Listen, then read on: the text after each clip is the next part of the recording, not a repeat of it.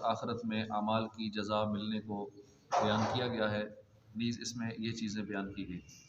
سورہ روم کی ابتدا میں ایک غیبی خبر سے اس کی ابتدا کی گئی ہے کہ رومی ایرانیوں سے مغلوب ہونے کے بعد چند سالوں میں اللہ تعالیٰ کی مدد سے ایرانیوں پر غالب آ جائیں گے۔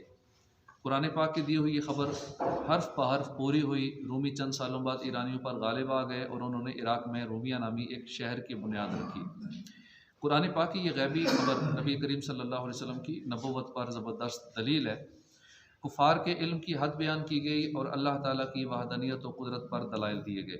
مرنے کے بعد دوبارہ زندہ کیے جانے، قیامت قائم ہونے، نیک اعمال کرنے والے مسلمانوں کی جزا اور آخرت کا انکار کرنے والے کفار کی سزا کا بیان کیا گیا۔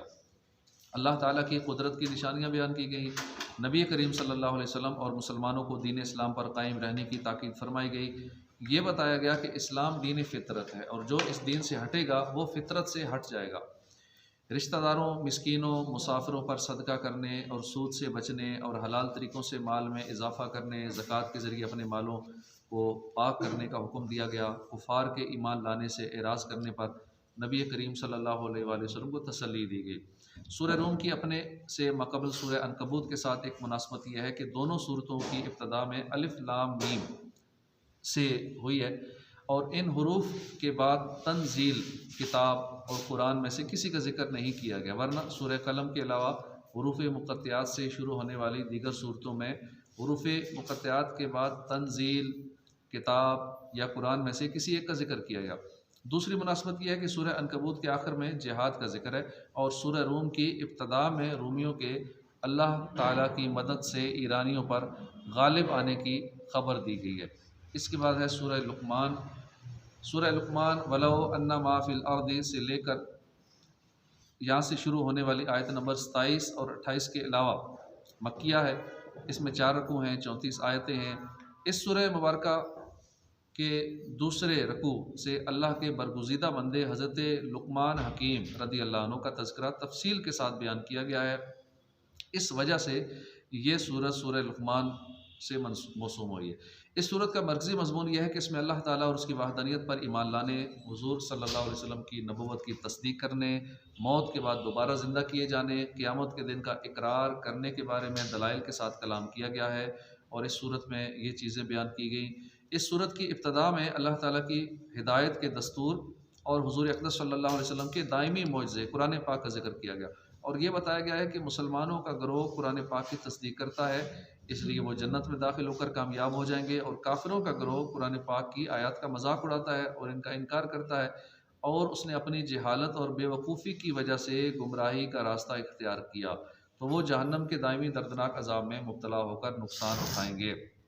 کائنات کی تخلیق بیان کر کے اللہ تعالیٰ نے اپنی قدرت کا بیان فرمایا۔ اللہ تعالیٰ نے اپنے برگزیدہ بندے حضرت لقمان علیٰ نبینا علیہ الصلوۃ والسلام کا واقعہ بیان کیا کہ انہوں نے اپنے بیٹے کو کیا نصیحتیں کی اور اس سے مقصود لوگوں کو ہدایت دینا ہے کہ وہ اللہ تعالیٰ کے ساتھ شرک کرنا چھوڑ دیں، ماں باپ کے ساتھ نیک سلوک کریں، ہر طرح کے صغیرہ و کبیرہ گناہوں سے بچیں، نماز قائم کریں، نیکی کی دعوت دیں، برائی سے منع کریں، تکبر سے بچیں، عاجزی انکساری اختیار کریں، زمین پر نرمی سے چلیں اور اپنی آوازیں ہلکی رکھیں۔ اللہ تعالیٰ کی توحید کے دلائل کا مشاہدہ کرنے کے باوجود اپنے آباء و اجداد کی پیروی میں شرک پر قائم رہنے والے مشرکین کی سرزنش کی گئی اور اللہ تعالیٰ کی بے شمار نعمتوں کا انکار کرنے پر ان کی مذمت بیان کی گئی، اور مشرکین کو یہ بتایا گیا کہ جنت نجات کا واحد راستہ اللہ تعالیٰ کی رضا کے لیے اسلام قبول کرنا اور نیک اعمال کرنا ہے۔ کفار کے قول اور عمل میں تضاد کو بیان کیا گیا کہ وہ اللہ تعالیٰ کے خالق ہونے کا اقرار کرتے ہیں لیکن عبادت کا مستحق ہونے میں بتوں کو اللہ کا شریک ٹھہراتے ہیں، حالانکہ بے شمار دلائل سے یہ بات ثابت ہے کہ عبادت کا مستحق صرف اللہ تعالیٰ ہے اور اس کے علاوہ اور کوئی عبادت کیے جانے کا حقدار ہرگز نہیں ہے۔ اللہ تعالیٰ کی قدرت پر دن اور رات کے آنے جانے سے، سورج اور چاند کو مسخر کیے جانے سے، سمندروں میں کشتیوں کی روانی سے استدلال کیا گیا ہے۔ اس صورت کے آخر میں تقوی اور پرہیزگاری کا حکم دیا گیا، قیامت کے دن کے عذاب سے ڈرایا گیا جو کہ باہر صورت آئے گا، اور یہ بتایا گیا کہ مخصوص 5 غیبی چیزوں کا ذاتی علم اللہ کے ساتھ خاص ہے اور اللہ تعالیٰ ہر چیز سے خبردار ہے۔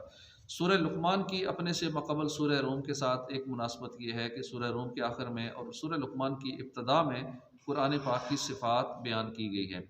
دوسری مناسبت یہ ہے کہ دونوں صورتوں میں اللہ تعالیٰ نے یہ بیان فرمایا کہ مسلمان مرنے کے بعد دوبارہ زندہ کیے جانے اور آخرت پر یقین رکھتے ہیں۔ تیسری مناسبت یہ ہے کہ دونوں صورتوں میں متعدد مضامین مشترک ہیں، جیسے اللہ تعالیٰ نے بیان کیا کہ کفار اور مشرکین پر جب کوئی مصیبت آتی ہے تو وہ اللہ کی بارگاہ میں مضطرب ہو کر دعائیں کرتے ہیں، اور جب ان سے مصیبت ٹل جاتی ہے تو وہ اللہ کے ساتھ کفر و شرک کرنے لگ جاتے ہیں۔ اس کے بعد سورہ السجدہ، اس میں اس کی آیت نمبر 18 افمن کان مؤمنا سے شروع ہونے والی 3 آیتوں کے علاوہ مکی ہے۔ اس میں 3 رکوع ہیں، 30 آیتیں ہیں۔ اس صورت کے آیت نمبر 15 میں ان مسلمانوں کا وصف بیان کیا گیا ہے جو قرآن پاک کی آیات سن کر اللہ کی تسبیح کرتے ہیں اور اللہ کی بارگاہ میں سجدہ ریز ہوتے ہیں۔ تو اس مناسبت سے اس صورت کا نام سورہ سجدہ رکھا گیا۔ حضرت ابو ہریرہ رضی اللہ عنہ فرماتے ہیں نبی کریم صلی اللہ علیہ وسلم جمعہ کے دن فجر کی نماز میں سورہ سجدہ اور سورہ دہر کی تلاوت فرمایا کرتے تھے۔ حضرت جابر رضی اللہ عنہ فرماتے ہیں کہ نبی اکرم صلی اللہ علیہ وسلم اس وقت تک نیند نہ فرماتے جب تک سورہ سجدہ اور سورہ ملک کی تلاوت نہ فرما لیتے۔ حضرت خالد بن معدان فرماتے ہیں نجات دلانے والی سورت کو پڑھا کرو، اور وہ سورت الف لام میم تنزیل ہے۔ مجھے یہ حدیث پہنچی ہے کہ ایک شخص صرف اسی سورت کی تلاوت کیا کرتا تھا اور وہ ساتھ بکثرت گناہ بھی کیا کرتا تھا۔ اس شخص کے انتقال کے بعد اس سورت نے اس کے اوپر اپنے پر پھیلا دیے اور کہا اے میرے رب اس کی مغفرت فرما دے، کیونکہ یہ بکثرت میری تلاوت کیا کرتا تھا۔ اللہ تعالیٰ نے اس شخص کے بارے میں اس سورت کی شفاعت قبول فرما لی اور فرمایا کہ اس کے ہر گناہ کے بدلے میں ایک نیکی لکھ دو اور اس کا ایک درجہ بلند کر دو۔ اس صورت کا مرکزی مضمون یہ ہے کہ مشرکین مرنے کے بعد دوبارہ زندہ کیے جانے کا انکار کرتے تھے، اور اس صورت میں بطور خاص مرنے کے بعد دوبارہ زندہ کیے جانے کو ثابت کیا گیا ہے۔ نیز اس صورت میں یہ چیزیں بیان کی گئی۔ اس کی ابتدا میں بیان کیا گیا ہے قرآن پاک اللہ کی وہ کتاب ہے جو اس نے اپنے حبیب صلی اللہ علیہ وآلہ وسلم پر نازل فرمائی ہے، اور اس میں کوئی شک و شبہ کی گنجائش نہیں ہے۔ نبی کریم صلی اللہ علیہ وسلم کی رسالت کو ثابت کیا گیا، مشرکین کے اس نظریے کا رد کیا گیا کہ قرآن پاک حضور نے اپنی طرف سے بنا لیا ہے۔ اللہ تعالیٰ کی وحدانیت اور قدرت پر دلائل ذکر کیے گئے۔ کفار اور فرما بردار مسلمانوں کا حال بیان کیا گیا کہ قیامت کے دن کافر ذلت اور رسوائی کا سامنا کریں گے، نیک اعمال کرنے کی خاطر دنیا میں لوٹ جانے کی تمنا کریں گے اور دردناک عذاب چکھیں گے، جبکہ مسلمان چونکہ دنیا میں راتوں کو اللہ کی عبادت کرتے تھے، خوف اور امید رکھتے تھے، اپنے رب کو پکارتے تھے، اللہ کی رضا حاصل کرنے کی نیت سے اپنے مال راہ خدا میں خرچ کرتے تھے، اس لیے آخرت میں انہیں ان کے اعمال کی جزا اور عظیم ثواب کی صورت میں ملے گی۔ اللہ تعالیٰ کا فضل دیکھ کر ان کی آنکھیں ٹھنڈی ہوں گی اور انہیں جنت میں ہمیشہ کے لیے داخلہ نصیب ہوگا۔ یہ بتایا گیا کہ کفار اور مسلمانوں کا انجام ایک جیسا نہیں ہے۔ تاجدار رسالت صلی اللہ علیہ وسلم اور حضرت موسیٰ علیہ السلام کی رسالت کے درمیان مشابہت بیان کی گئی۔ انبیاء کرام کو جھٹلانے والی سابقہ امتوں پر نازل ہونے والے عذاب کا ذکر کر کے اس امت میں سے رسول کریم صلی اللہ علیہ وآلہ وسلم کو جھٹلانے والوں کو ڈرایا گیا۔ اس صورت کے آخر میں اسلام کے بنیادی عقائد جیسے توحید، رسالت، حشر و نشر پر کلام کیا گیا۔ سورہ سجدہ کی اپنے سے ماقبل سورہ لقمان کے ساتھ مناسبت یہ ہے کہ سورہ لقمان میں جن 5 مخصوص غیبی چیزوں کے ذاتی علم کا اللہ کے ساتھ خاص ہونا بیان کیا گیا، ان 5 چیزوں کی تشریح سورہ سجدہ میں کی گئی۔ اس کے بعد سورہ احزاب، یہ مدینہ منورہ میں نازل ہوئی، اس میں 9 رکوع ہیں، 73 آیتیں ہیں۔ احزاب حزب کی جمع ہے، اس کا مطلب ہے گروہ، لشکر، جماعت۔ اس صورت کے دوسرے اور تیسرے رکوع میں غزوہ احزاب کا ذکر کیا گیا، اس مناسبت سے اس کا نام سورہ احزاب رکھا گیا۔ اور چونکہ مشرکین مکہ، یہودی اور منافقین متفق اور متحد ہو کر مدینہ منورہ پر حملہ آور ہوئے تھے، اس لیے اس غزوہ کو غزوۃ الاحزاب کہتے ہیں۔ نیز نبی کریم صلی اللہ علیہ وسلم نے اپنے جانثار صحابہ کرام کے ساتھ مل کر مدینہ کے اطراف میں خندق کھودی اور ڈیفنس کیا، مدینہ کا دفاع کیا۔ اس وجہ سے اس کو غزوہ خندق بھی کہا جاتا ہے۔ غزوہ احزاب، غزوہ خندق، یہ ایک ہی چیز ہے۔ اس صورت کا مرکزی مضمون یہ ہے کہ اس میں مسلمانوں کے لیے شرعی احکام بیان کیے گئے اور اس میں یہ چیزیں بیان کی گئی۔ اس کی ابتدا میں حضور اقدس صلی اللہ علیہ وسلم کو اللہ کے خوف رکھنے پر قائم رہنے، کفار و منافقین کی پیروی سے بچنے اللہ تعالیٰ کی وحی کی پیروی کرتے رہنے اور اللہ پر توکل کرتے رہنے کا حکم دیا گیا۔ یہ بتایا گیا کہ دین و دنیا کے تمام امور میں نبی کریم صلی اللہ علیہ وسلم کا حکم سب مسلمانوں پر نافذ ہے، اور حضور صلی اللہ علیہ وسلم کی ازواج مطہرات تعظیم اور حرمت میں مسلمانوں کی مائیں ہیں، اور جس طرح اپنی ماں سے نکاح حرام ہے اسی طرح ان سے بھی نکاح کرنا حرام ہے۔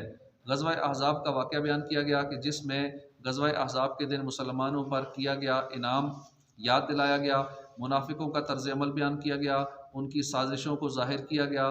اس کے بعد غزوہ بنو قریظہ اور یہودیوں کی عہد شکنی کا ذکر ہے۔ حضور پر نور صلی اللہ علیہ وسلم کی ازواج مطہرات کو چند احکام دیے گئے، نیز پردے کے متعلق کچھ احکام اس میں بیان کیے گئے۔ حضرت زینب رضی اللہ عنہ کے نکاح کا واقعہ بیان کیا گیا۔ مسلمانوں کو کثرت کے ساتھ اللہ کا ذکر کرنے کا حکم دیا گیا، ان پر اللہ کے مہربان ہونے اور ان کے لیے عزت کا ثواب تیار ہونے کی بشارت دی گئی ہے۔ تاجدار رسالت صلی اللہ علیہ وآلہ وسلم کے اوصاف بیان کیے گئے ہیں، اور ان کی تعظیم کے بارے میں، حضور کی تعظیم کے بارے میں مسلمانوں کو ہدایات جاری کی گئی۔ مزید شرعی احکام یہ والے بیان ہوئے کہ بیوی کو ماں جیسا کہہ دینے کا کیا حکم ہے۔ یہ بتایا گیا کہ رشتہ دار ایک دوسرے کے وارث ہوتے ہیں، کوئی اجنبی دینی برادری کی وجہ سے کسی کا وارث نہیں ہوتا۔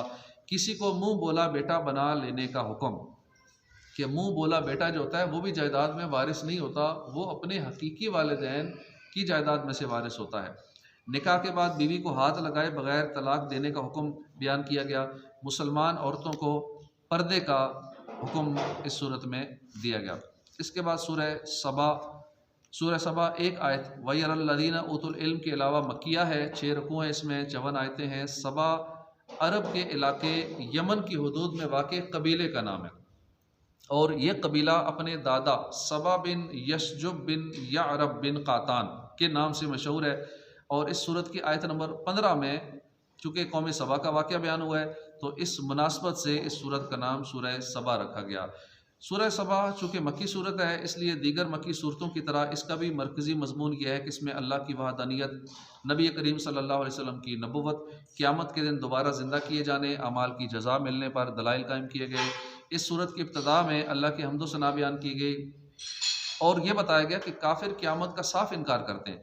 نیز قیامت قائم ہونے کو قسم کے ساتھ بیان فرمایا، اور مردوں کو دوبارہ زندہ کرنے پر اللہ تعالیٰ کی قدرت پر دلیل دی گئی۔ اللہ پاک ویسے بھی کوئی جو ارشاد فرما دے ہمارے لیے وہی کافی ہے، لیکن قیامت قائم ہونے کا اللہ پاک نے قسم ارشاد فرمائی کہ قیامت ضرور قائم ہوگی۔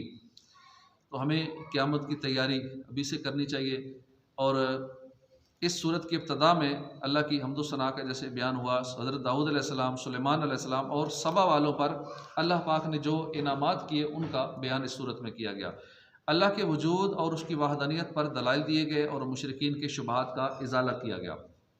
رسول اکرم صلی اللہ علیہ وسلم کی رسالت کے عموم کو بیان کیا گیا، اور یہ بتایا گیا کہ ہر زمانے میں مالدار کافروں نے ہی اپنے انبیاء کرام کو جھٹلایا۔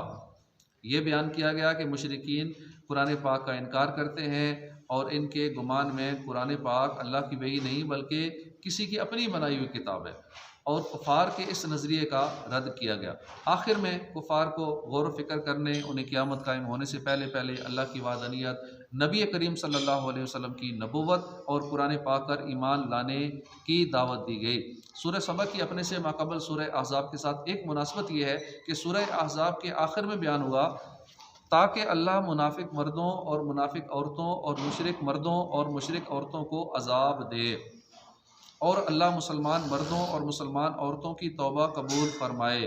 اور سورہ سبا کی ابتدا میں بیان ہوا کہ آسمانوں اور زمینوں میں جو کچھ ہے سب اللہ کی ملکیت میں ہے۔ تو گویا کہ یہ بتا دیا گیا کہ جو چیز بھی آسمانوں اور زمین میں سب چیزوں کا مالک اللہ ہے۔ ہم اگر کسی چیز کے مالک ہیں تو وہ ہم عارضی طور پہ، حقیقی مالک اللہ پاک ہے، اور وہ اس بات پر قادر ہے کہ مشرکوں اور منافقوں کو عذاب دے، مسلمانوں کو ثواب عطا کرے۔ دوسری مناسبت یہ ہے کہ سورہ احزاب میں بیان ہوا کہ کفار و مشرکین مذاق کے طور پر قیامت کے بارے میں پوچھتے ہیں، اور سورہ سبا میں بیان ہوا کہ کفار و مشرکین قیامت کا صاف انکار کرنے والے ہیں۔ اس کے بعد سورہ فاطر ہے جو مکہ مکرمہ میں نازل ہوئی ہے، 5 رکوع ہیں، 45 آیتیں ہیں۔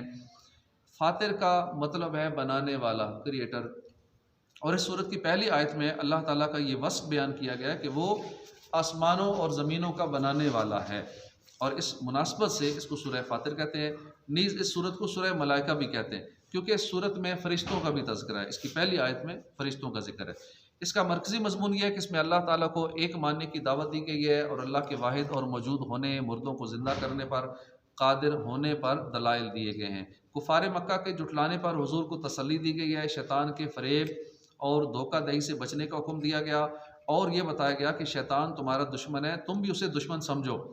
اللہ کی قدرت کے آثار بیان کیے گئے، یہ بتایا گیا کہ جو گناہوں سے بچا اور نیک اعمال کیے اس نے اپنے بھلے کے لیے ہی ایسا کیا۔ حضور اقدس صلی اللہ علیہ وسلم کی امت کے لوگوں کے مختلف مراتب اور درجات بیان کیے گئے، جنت میں مسلمانوں کا حال اور جہنم میں کافروں کا حال بیان کیا گیا۔ یہ بتایا گیا ہے کہ جو کفر کرے گا تو اس میں اس کا اپنا ہی نقصان ہے۔ سورت کے آخر میں گناہوں پر فوری پکڑ نہ کرنے اور گناہ گاروں کو مہلت دینے کی حکمت بیان کی گئی ہے۔ سورہ فاطر کی اپنے سے ماقبل سورہ سبا کے ساتھ مناسبت یہ ہے کہ سورہ سبا کے آخر میں اللہ تعالیٰ نے کفار کی ہلاکت اور انہیں شدید ترین عذاب دیے جانے کا ذکر کیا، اور سورہ فاطر کی ابتدا میں یہ بیان ہوا کہ مسلمانوں پر لازم ہے کہ وہ اللہ تعالیٰ کی حمد و ثنا کریں اور اس کا شکر بجا لائیں۔ اور آخر میں جو ہم نے سورت سنی ہے آج کے تراویح میں، سورہ یاسین، یہ مکے میں نازل ہوئی، اس میں 5 رکوع 83 آیتیں ہیں۔ یاسین حروف مقطعات میں سے، اور چونکہ اس سورت کی پہلی آیت میں یہ لفظ آیا ہے یاسین، تو اس مناسبت سے اس کا نام سورہ یاسین رکھا گیا۔ احادیث میں اس کے بہت فضائل بیان ہوئے۔ حضرت انس بن مالک سے روایت ہے، سرکار دو عالم صلی اللہ علیہ وسلم نے فرمایا کہ ہر چیز کے لیے قلب ہے، دل ہے، اور قرآن کا قلب ہے سورہ یاسین، اور جس نے سورہ یاسین پڑھی تو اللہ تعالیٰ اس کے لیے 10 بار قرآن پاک کا ثواب لکھے گا، کہ جیسے اس نے 10 بار قرآن پاک پڑھا ایسے ہے جس نے ایک بار سورہ یاسین پڑھی۔ حضرت معقل بن یسار رضی اللہ عنہ سے روایت ہے، رسول اللہ صلی اللہ علیہ وسلم نے فرمایا جو اللہ کی رضا کے لیے سورہ یاسین پڑھے گا اللہ پاک اس کے سارے گناہ بخش دے گا۔ بڑی فضیلت والی ہے، لہٰذا اسے مرنے والے کے پاس پڑھو، جب کسی کی روح روانہ حالت نظم ہے اور روح نکلنے والی ہو تو وہاں بھی سورہ یاسین پڑھنی چاہیے۔